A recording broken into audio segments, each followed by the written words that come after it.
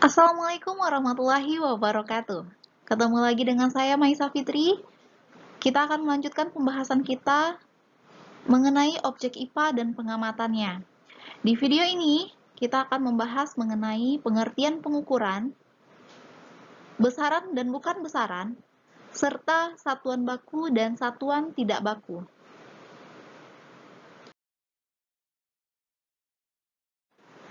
Pengukuran merupakan bagian dari pengamatan. Kenapa saya katakan seperti itu? Pengamatan objek dengan menggunakan indera merupakan kegiatan yang penting untuk menghasilkan deskripsi suatu benda.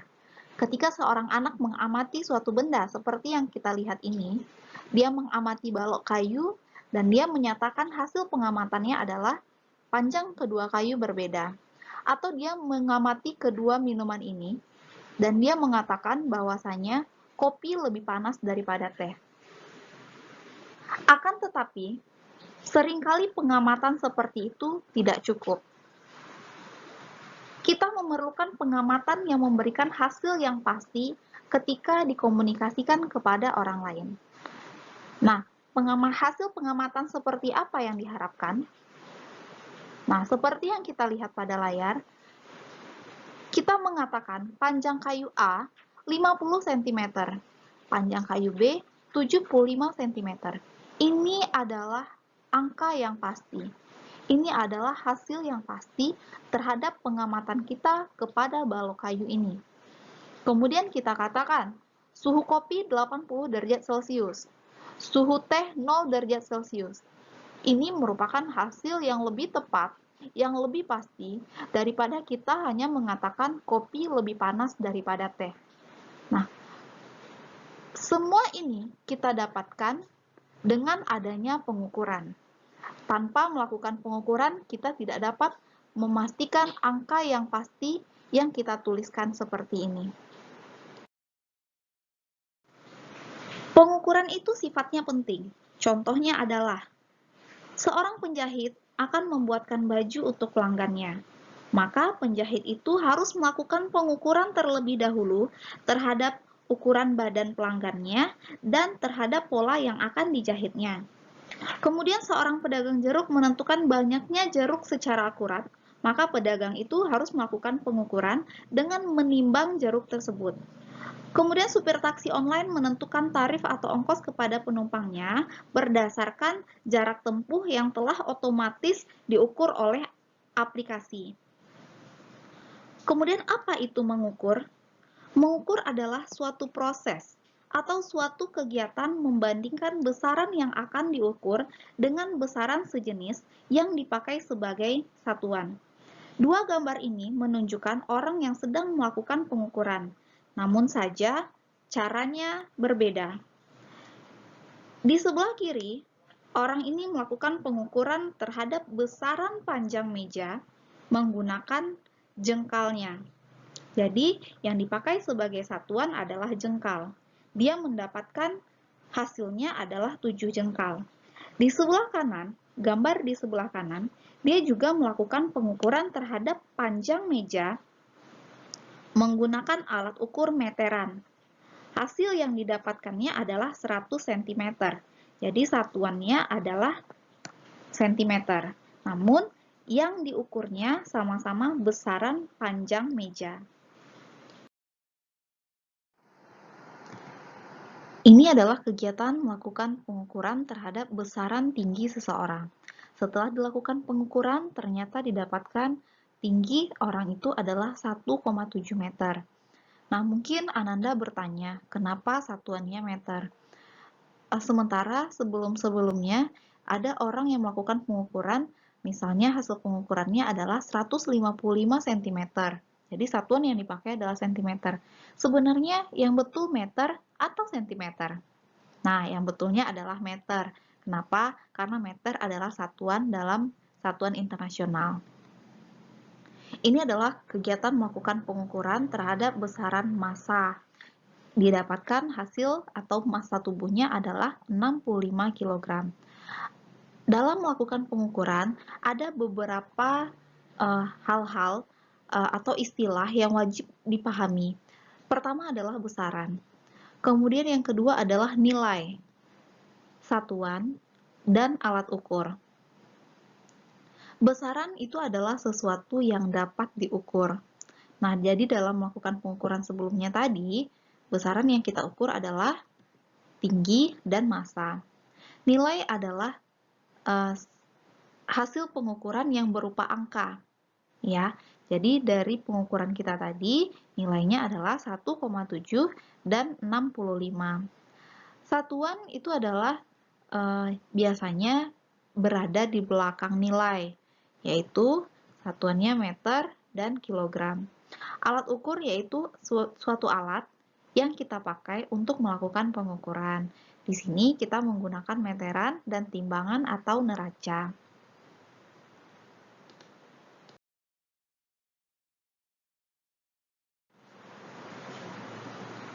Segala sesuatu yang dapat diukur dinamakan besaran. Contohnya seperti yang dapat kita lihat pada layar. Contoh besaran diantaranya adalah panjang, massa, waktu, suhu, kuat arus, luas, dan kecepatan. Kenapa dia dikatakan besaran? Karena dia mempunyai nilai.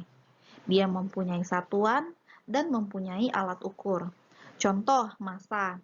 Ketika kita mengukur massa tubuh seseorang, kita mendapatkan nilainya, misalnya 60 kg. Berarti nilainya adalah 60. Satuannya kilogram dan alat ukurnya adalah timbangan atau massa. Sementara sesuatu yang tidak dapat diukur kita namakan bukan besaran. Apa saja contohnya?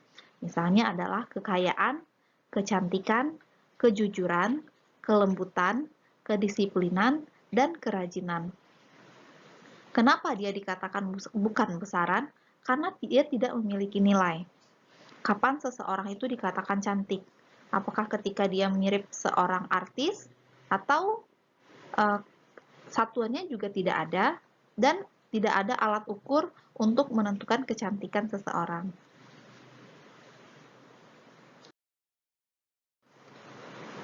Perbedaan satuan baku dan satuan tidak baku. Yang pertama, satuan baku sifatnya adalah tetap, sementara satuan tidak baku dia berubah. Kemudian satuan baku berlaku internasional, sementara satuan tidak baku hanya berlaku di daerah tertentu saja.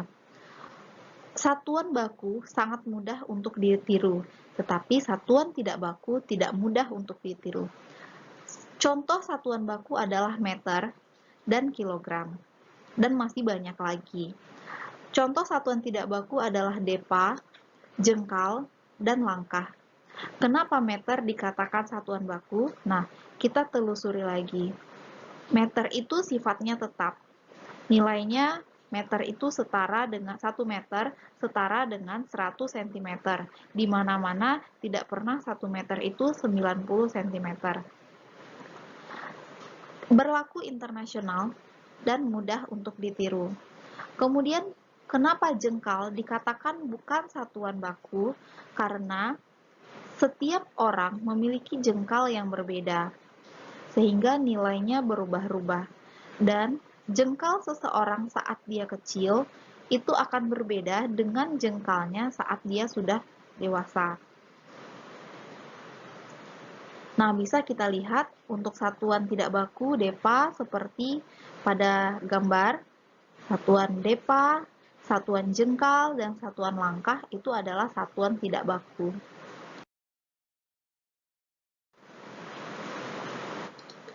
Berikut adalah tabel awalan dan simbol bilangan 10 berpangkat. Nah, di sini kita lihat angka 10 itu ada setara nilainya dengan 10 pangkat 1. Kemudian 1000 itu setara dengan 10 pangkat 3. Artinya adalah 1000 itu adalah 1 dikali 1000. Berarti 1000 itu nilai nolnya 3. Berarti kalau kita pangkatkan menjadi 10 berpangkat, nilainya adalah 10 pangkat 3. Dan itu awalannya adalah kilo, simbolnya K. Begitu selanjutnya untuk nilai yang 1 juta, itu 10 berpangkat 6. Awalannya mega, dilambangkan atau disimbolkan dengan M besar. Nah, 0,01 itu setara dengan 1/100. Bilangan berpangkatnya adalah 10 pangkat min 2, awalannya senti, dan simbolnya C kecil. Apa tujuan kita menuliskan awalan itu? Untuk menyederhanakan penulisan hasil pengukuran. Contoh, virus terkecil berdiameter 0,00 sekian, ya, sangat banyak nolnya. Nah, kita singkat, ya, kita sederhanakan penulisannya menjadi 20 nanometer. Dan juga jarak matahari ke Merkurius 57 miliar meter atau 57 juta kilometer. Nah, sangat banyak sekali, sangat panjang sekali penulisannya. Maka kita gunakan awalan, kita gunakan simbol untuk menyederhanakan penulisannya. Nah, berikut ini adalah satuan dari besaran panjang, mulai dari kilometer, hektometer, sampai dengan milimeter. Nah, aturannya adalah ketika kita turun satu tingkat, ya ini adalah aturan konversi. Ketika kita turun satu tingkat, maka dikali dengan 10. Atau boleh juga ditambah dengan 1 nolnya. Atau untuk bilangan desimal, kita pindahkan komanya 1 langkah ke kanan jika dia turunnya 1 kali. Kebalikannya, jika dia naik 1 kali, maka dibagi dengan 10. Atau bisa juga kita kurangkan nolnya 1, atau bisa juga untuk bilangan desimal, kita pindahkan komanya ke kiri sebanyak 1 langkah. Ya, tergantung nanti berapa tangga naiknya atau berapa tangga turunnya. Oke, kita langsung aja ke contoh. Misalnya 50 hektometer, berapa meter? Oke, kita hitung hektometer ke meter, turunnya 1, 2. 2 langkah. Kalau 2 langkah, boleh kita kalikan dengan 100, atau boleh kita tambahkan nolnya 2. Ya, 50 tambah nolnya 2 jadi 5000. Gampang ya. Kemudian 2,3 kilometer ke meter. Kilometer ke meter kita hitung. 1, 2, 3. Ya. Turunnya 3. Artinya kalau dia turun 3, berarti kita kali dengan 1000. 2,3 kali 1000, 2300. Atau boleh juga, karena ini bilangan berkoma, maka yang komanya ini kita pindahkan ke kanan, karena dia dikali. Sebanyak 3 kali. 1, ya. Kalau seandainya udah sampai di belakang, tinggal kita tambahkan 0, 2, 3. Ya. Arti hasilnya sama ya, 2300. Kemudian, contoh selanjutnya adalah desimeter ke dekameter. 1, 2, naik 2. Ya, berarti kita bagi dengan 100, 26 dibagi 100 atau 26,0 ya. Sama ya, 26 dengan 26,0 sama. Kita pindahkan komanya ke kiri sebanyak 2 langkah. 1, 2. Berarti komanya di sini. Ya. Berarti ada 0 di depannya. Berapa hasilnya? 0,26 sama ya. Oke, gampang sekali. Nah, contoh selanjutnya adalah 0,1 cm ke meter. 1, 2. Naiknya 2 lagi. Oke, bisa dibagi dengan 100, atau karena dia bilangan desimal, maka kita pindahkan komanya 2 langkah ke kiri. Oke, kita pindahkan 1. Nah, berarti ada 0 di sini, berarti ini komanya nggak berfungsi lagi ya. Nah, kemudian baru 1, dia 2 ya. Kita pindahkan lagi 2. Ya, jadi ini nggak ada lagi koma. Berarti nilainya adalah 0,001. Ini dia. Gampang sekali.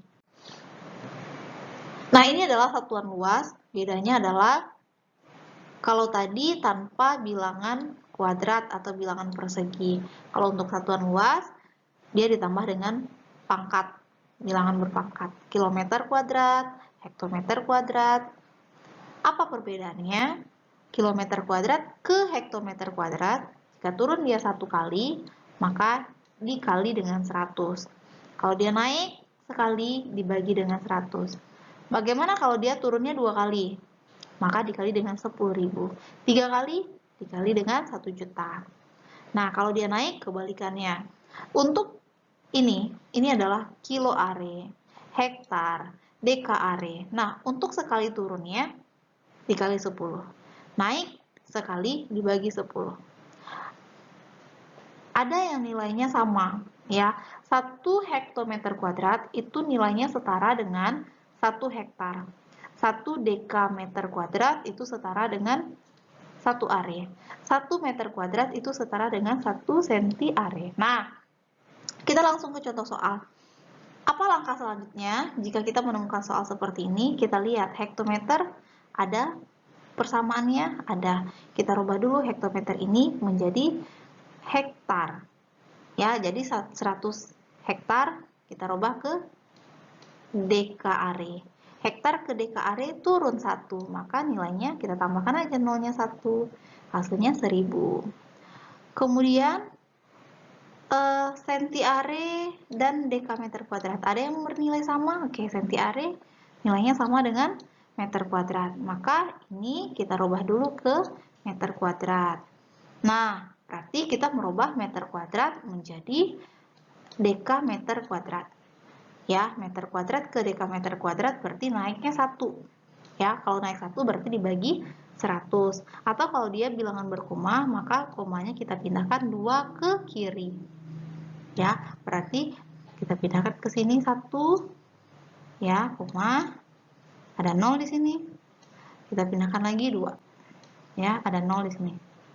Berarti 0,002. Ini dia. Gampang sekali ya. Nah, berikut ini adalah satuan volume. Perbedaannya hanya pada pangkatnya saja. Kalau satuan luas pangkatnya 2 atau kuadrat, kalau satuan volume pangkatnya adalah pangkat 3 atau kubik. Jadi aturannya adalah kalau kubik ini sekali turun, 1 tangga turun maka dikali 1000, 2 tangga turun dikali dengan 1 juta. Atau 1 kali turun ditambahkan nolnya 3, seperti aturan kita sebelumnya. Kalau naik 1 tangga berarti dibagi dengan 1000, naik 2 tangga dibagi dengan 1 juta. Nah, untuk kiloliter, hektoliter, dekaliter, dan sampai dengan mililiter, itu sama aturannya. Karena dia tidak ada bilangan berpangkatnya, maka kalau 1 kali turun, maka dikali dengan 10. Kalau 1 kali naik, berarti dibagi dengan 10. Oke. Ada nilai yang sama, ya. 1 meter kubik itu sama nilainya dengan 1 kiloliter. 1 desimeter kubik itu sama nilainya dengan 1 liter. 1 cm kubik sama nilainya dengan 1 mililiter. Oke, kita langsung ke contoh soal. Nah, apa yang kita lakukan? Sama, kita cari dulu antara ini dengan ini adakah yang nilainya setara. Oke, ternyata meter kubik nilainya setara dengan kiloliter. Kita rubah dulu.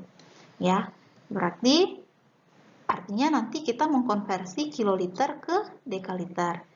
Kiloliter ke dekaliter turunnya adalah 2. Berarti kita tinggal tambahkan nolnya 2. Gampang ya? Oke, selanjutnya adalah 7 desiliter ke desimeter kubik. Nah, desimeter kubik itu setara nilai dengan 1 liter. Ya, kita lihat di sini 1 desimeter kubik setara. Maka 1 desimeter kubik ini kita ganti nilainya dengan liter. Nah, berarti kita merubah desiliter ke liter, maka naik 1 dibagi dengan 10. Kalau dia naik 7 dibagi 10, 0,7 ya. Atau cara gampangnya gini, 7 itu adalah 7,0. 7,0, kalau dia dibagi 10, maka komanya pindah ke kiri 1. Oke, berarti komanya di sini. Berarti ada 0 di sini. Nah, nilainya adalah 0,7. Ini dia, gampang ya, gampang sekali.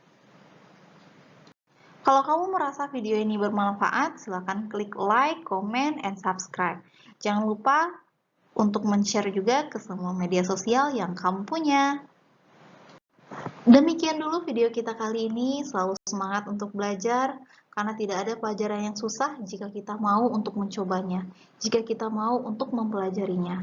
Terima kasih, sampai jumpa pada next video. Saya sudahi. Assalamualaikum warahmatullahi wabarakatuh.